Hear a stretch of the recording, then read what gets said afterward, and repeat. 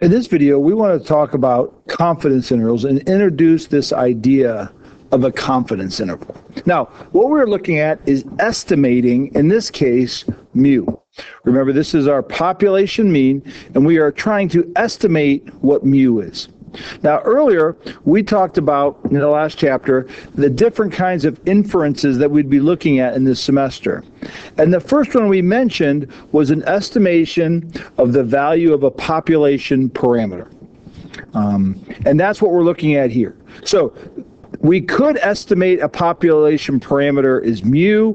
That's the mean of the population. We could also estimate the population sigma. That's the standard deviation of a population. We could even try to estimate P of a population. So today we want to talk about how to estimate mu, meaning you're trying to find what's the value of, what's the mean of some population that you don't know. Now, as we start off, you'll notice here, we are estimating mu when sigma is known. That's not possible. There's no way we can estimate mu without knowing the standard deviation. To find the standard deviation, you have to use the mean. So it's not possible. This is not a real world situation that this can actually occur. Because if you know the standard deviation, you're going to know the mean, and you don't need to estimate it. But we're going to kind of start off this way to kind of show how we do this. This is kind of, to use your sports analogy, this is running our offense dummy with no defense. 5-on-0 in basketball, right? Or 11-on-0 in football. You're just kind of going through the steps so we can learn the steps. And then in the next section, we'll talk about what happens when you don't know sigma and we don't know mu, and we got to do a little bit more. But to start this off, we're kind of making this easier. No defense here to work on our steps and our process. So what we're looking at is we want to talk about confidence levels, talk the margin of error, critical values, finding these critical values, and then using them to compute our confidence interval. So we have a random variable x. Notice this is from our last chapter. This is not x bar. This is x. So this is our parent. This is our original population. And so we have some things that we are going to assume about the random variable x. First off, we are going to take samples of size n from this population. The standard deviation of the population is known. Like I said, probably not, but we're going to go with it for today.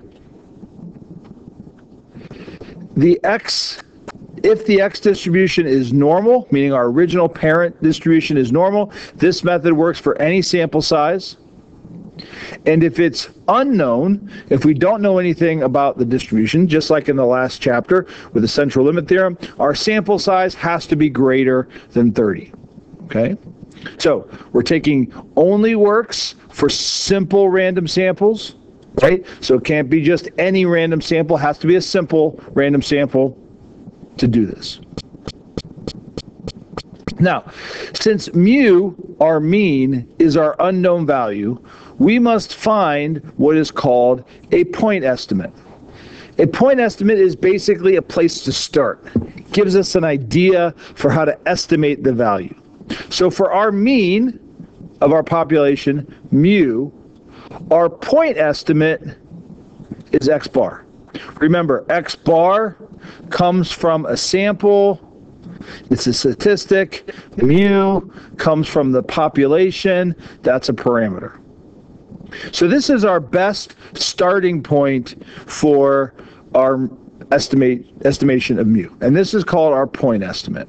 Now, I want to mention here for a second that many people miss this as we go throughout the rest of this class, that if you go to your formula sheet and you're trying to remember what a point estimate is, on the formula sheet, the point estimate formula that they give you, they say P hat is R over N.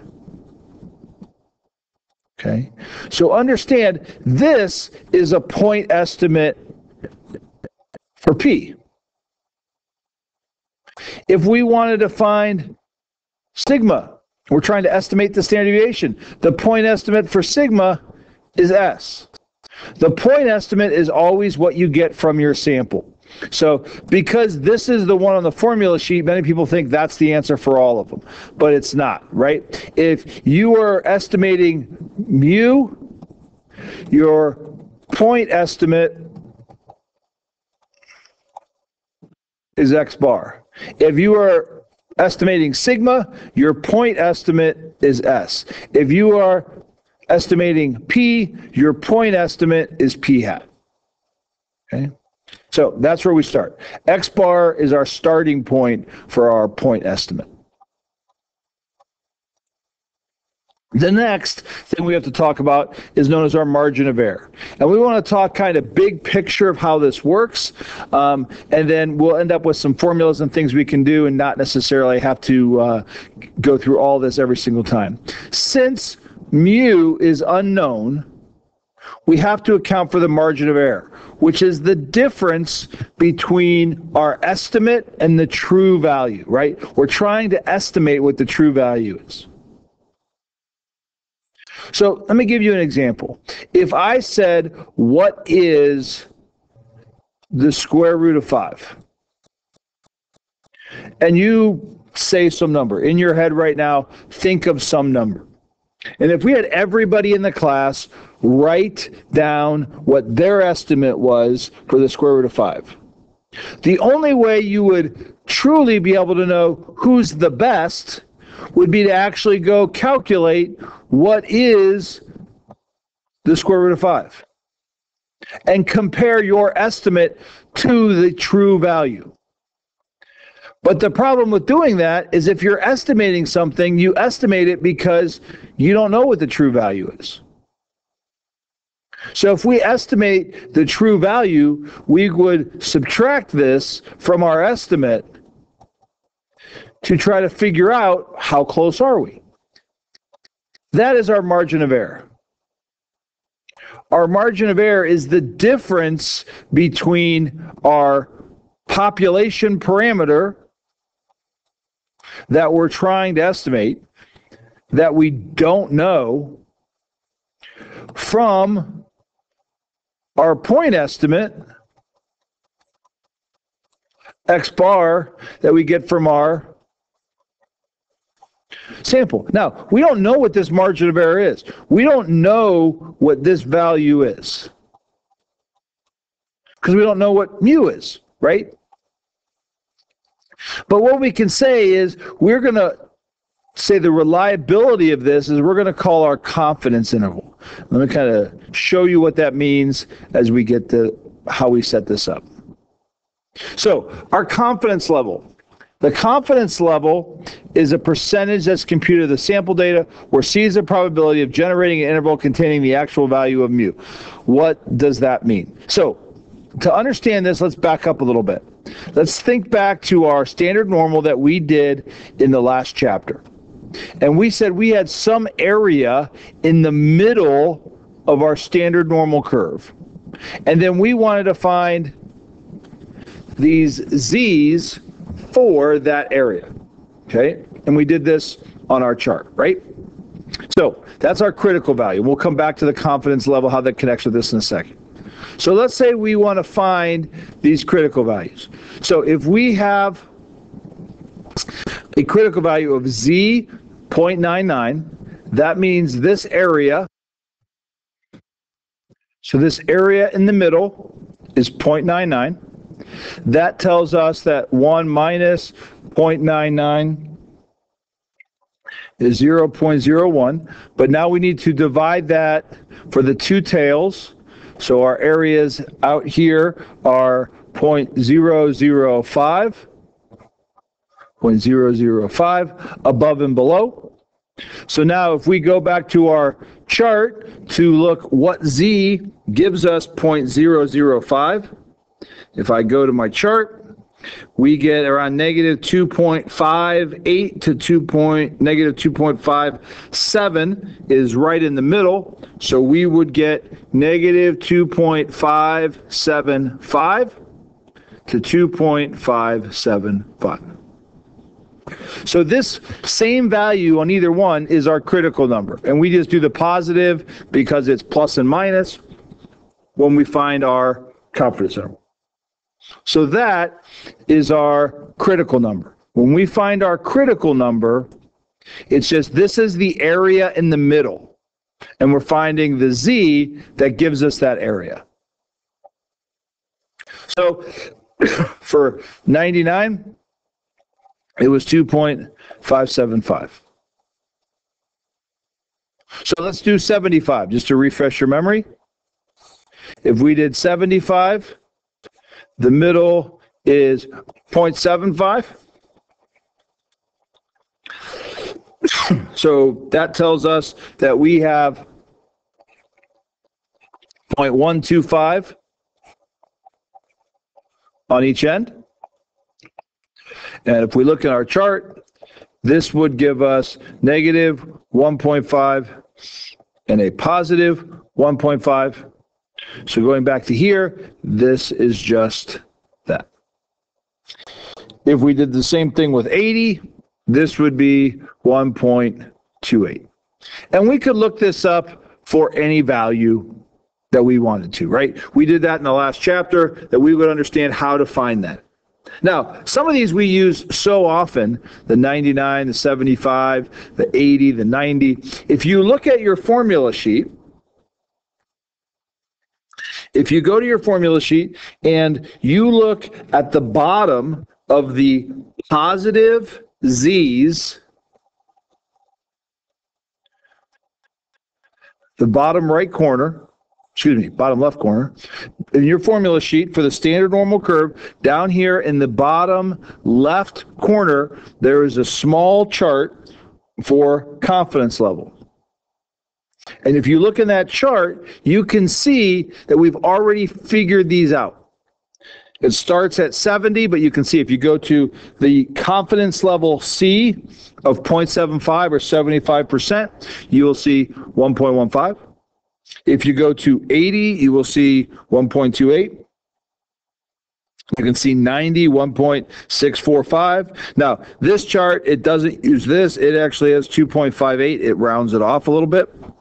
But these are values that are already the common ones that we don't have to try to figure out. We can just look in our chart. Now, if we wanted to find something else, 83, 94, you'd have to go and draw. So what does this critical value give us?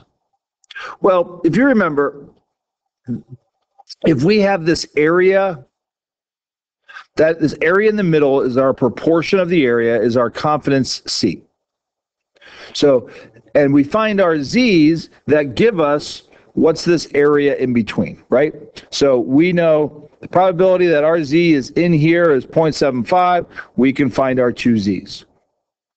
So if we combine that with our z-score, and I'll go through this a little bit like we did in the last chapter, here's our z-score in the middle from our central limit theorem, and we say what's the probability it's between those two z's. That is our probability C. That is our confidence. Now, if we do a little algebra and I multiply both sides by sigma over square root of n, so I multiply over here and over here, we get down to here. So if you notice what we have here, x bar minus mu, that is our margin of error. That is telling us how close our x bar is to our mu. So we have these two things on the outside that kind of bound that margin of error, or tell us that margin of error is between those two values. So we may not know what mu is, but we know that x bar minus mu is between these two numbers. So we can say, well, we know the margin of error between these two is between these. It gives us some range, even though we don't know what it is. And this value that we're going to look at, that margin of error, we are going to call this our error formula. This is on your formula sheet. If you look under Chapter 6, it's right at the top. It's one of the first things on the formula sheet. We can use this formula here. We can do a little bit more algebra, and we can end up with this. Basically up here, we add x bar to all of these, and we end up with this formula right here for our confidence interval. So more complicated there to understand what's going on than it will be for us to just do it going forward. So what's the probability that our mu is between these two? Is our confidence C. So let's do an example, and maybe this will make a little bit more sense as we go through an example. So Julia runs 2 miles a day. The standard deviation is 1.8. During the past year, she recorded her times to run 2 miles. A random sample of 90 of these times had a mean of 15.6. So that is from our sample. We want to estimate what mu is. What is the true average of all of her runs for all the 2 mile runs she's taken with a 95% confidence interval. Okay. Now notice, once again, made up problem, no defense going on here. We know what sigma is, but we don't know mu. So that's not very accurate, but we're going to go through the problem here with what we have. Okay. So first, our confidence level is 0.95. That means our critical value is 1.95. That comes from that chart on your formula sheet. In the lower left-hand corner, if you look up 0.95, you can see the critical value, Z sub C, is 1.96. Next, we have our error formula. Our error formula is Z sub C, sigma over square root of n. So Z sub C was 1.96. My standard deviation was 1.8. My n was 90. So I put that in, and I get my error is 0.37. So now our last step, as we go back to here, we're going to add and subtract that error from our x bar. So our next step is we add and subtract that error from the x bar. So we take 15.6 minus 0.37 and 15.6 plus 0.37, and we end up with 15.23 is less than mu is less than 15.96. So understand what we have found.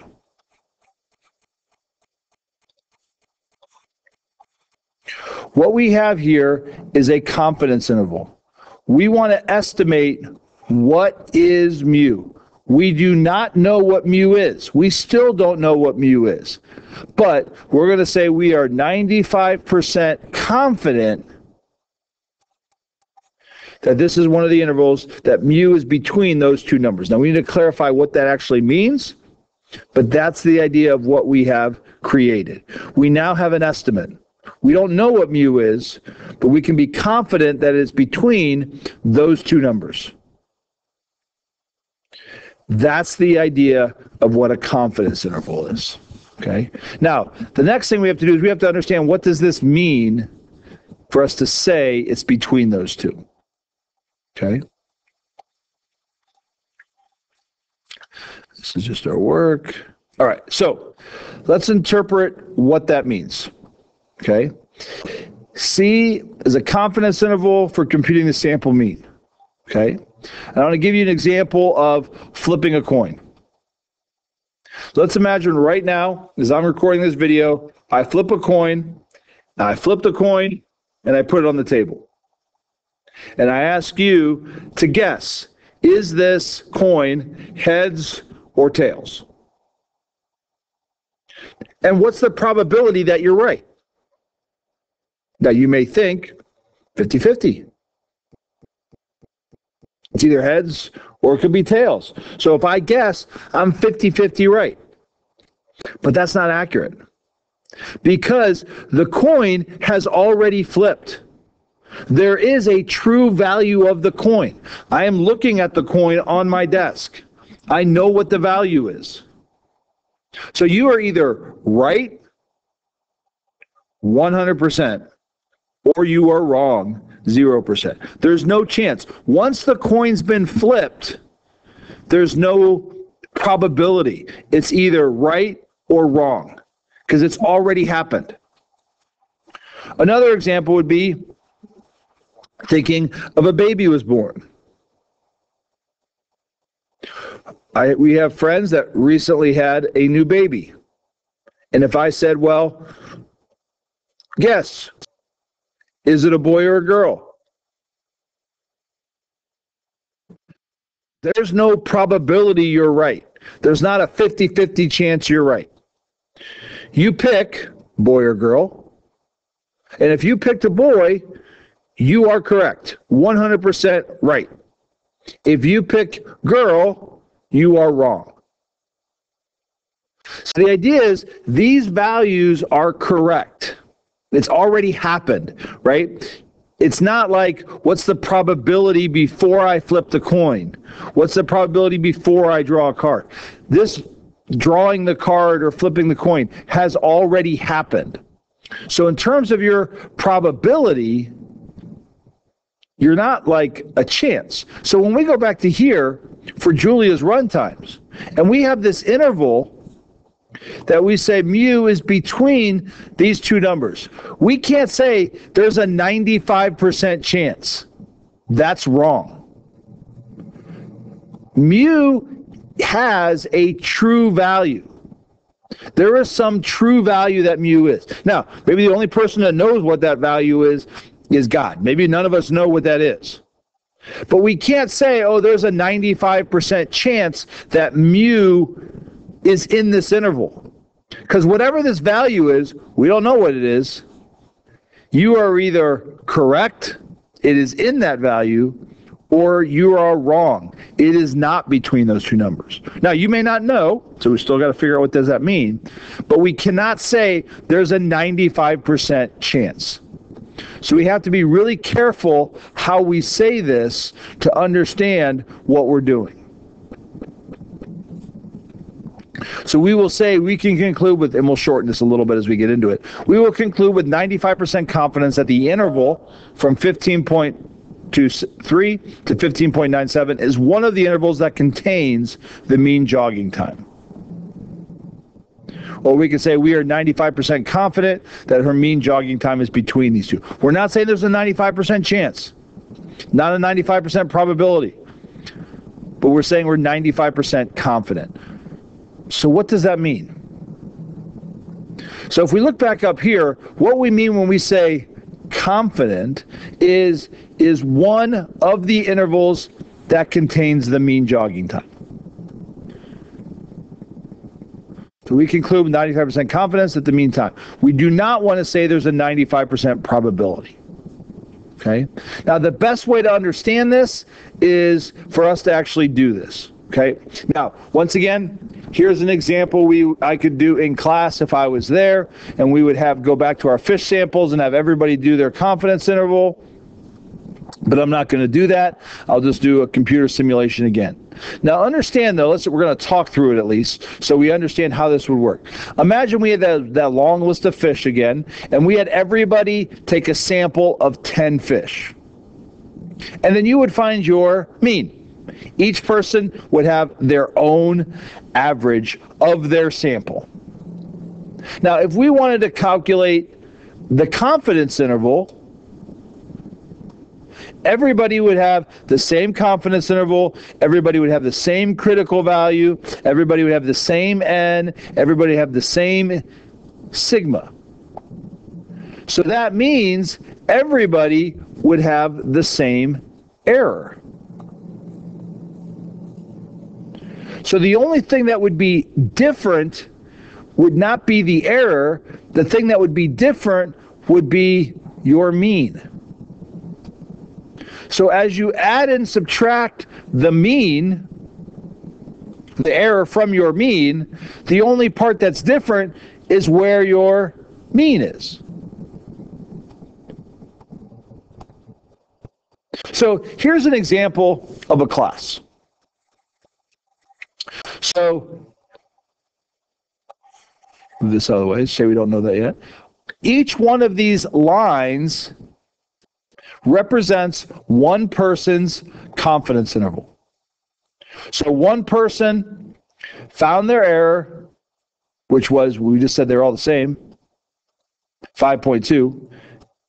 And then they would add and subtract that to get their confidence interval between these two numbers. And the mean's in the middle, right? But you'll notice every single one of these is the same length, because all that changes is where the mean is. Now, our true mean for our fish sample, if we went through this, was about 26.25. So right about there. And you can see all these different confidence intervals contain the mean. But the intervals are different depending on the sample. Now, you may do this, and you may have some people whose sample is way over here, and they completely miss the true value. That's okay. So when we say we are 95 or 90% confident that our interval is one of the intervals that contains the mean, you will notice some contain the mean, some don't. You just don't know when you create your confidence interval, are you going to have the interval that contains the mean, or are you going to have one that doesn't contain the mean? Now, let me show you this with a computer simulation. So, if you look at this computer simulation, we're going to look at the mean, normal. Our population mean is 0.5, the standard deviation is 10, our sample is 20, and we're going to create 100 confidence intervals. And we want 95% confidence at level. That means out of these 100, we would expect 95, and remember each one of these represents a different sample. We would expect 95 of these samples to contain the mean and 5% to not contain the mean. So if we sample, we actually ended up with 93. Random chance, variability, we're not going to get the exact number. So if you can see these red ones, there's one here, there's one here, there's one here, there's one here. You can see those dots that represent the mean. For this one, you'll notice every single line's the same length. The error never changes. But the length of your confidence interval depends on your sample mean. And so down here, we have a number of samples that do not contain the true mean. They missed it because by chance, their average of their sample was too big or too small, that they did not contain the mean. Okay. Now, if we would recalculate, do it again. Let me reset it first. Recalculate. Let me make this smaller so we can see it better again. We're going to make our sample size 20. Our number 100, and if we hit sample, this time we had 96. This, instead of 95, we had 4 that didn't contain the mean, just by random chance. Now, let me show you something to understand this. What would happen if I said we only want to be 80% confident? If we are 80% confident, that means if we do a sample of 100 intervals, right? 100 samples to create 100 confidence intervals. We would expect 80 to contain the mean and 20 to not contain the mean. And the question I want you to think about here before I click the button is, if you looked at each one of these lines, are these lines going to get bigger, longer, or are they going to get shorter? To help you with that, consider the critical value. Going back to your chart, that bottom left-hand corner. How does our critical value, our Z sub C, for 80 compare to 95? It's smaller. So you would expect the length of these lines to be smaller, so less contain the mean. Notice, we didn't take new samples here. We just changed our confidence level. So as we changed our confidence level, each confidence interval, each of these little lines, got smaller because Z sub C for 80 is smaller. So now we have, because they got smaller, we have more that miss the mean. If I would even go smaller, let's say 70, I even have more that miss the mean. So as your confidence level goes down, the length of your confidence interval gets smaller, your Z sub C gets smaller, and you have more intervals that don't contain the mean. If we go higher to, let's say, 99, now that Z sub C is 2.58, it's going to make each of these lines longer, and some of these, like right here, that just barely miss it. When I extend this, now it gets longer because we're more confident, and it contains the mean. We still have one that didn't, but that didn't at any confidence level. So think about it. As you get more confident, the confidence interval gets bigger. I think about this in terms of, think it from the military side, if you're like dropping a bomb. If you want to be more confident of blowing something up, you want your bomb to be bigger. If I want to be 99% confident, I want it to be even bigger to make sure it blows something up or to make sure it contains the mean. If I want to be less confident, 75% confident, it's smaller. I'm not as confident it's going to blow up what I need to blow up, but it's not as big. That's the idea of the confidence interval. So when we say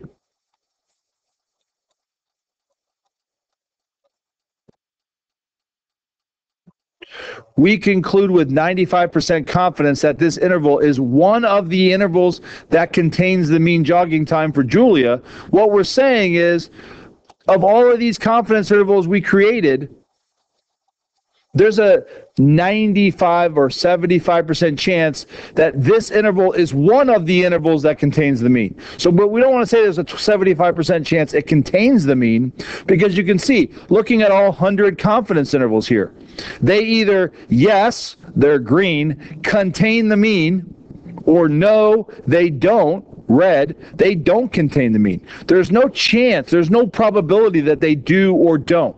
It's either yes or no.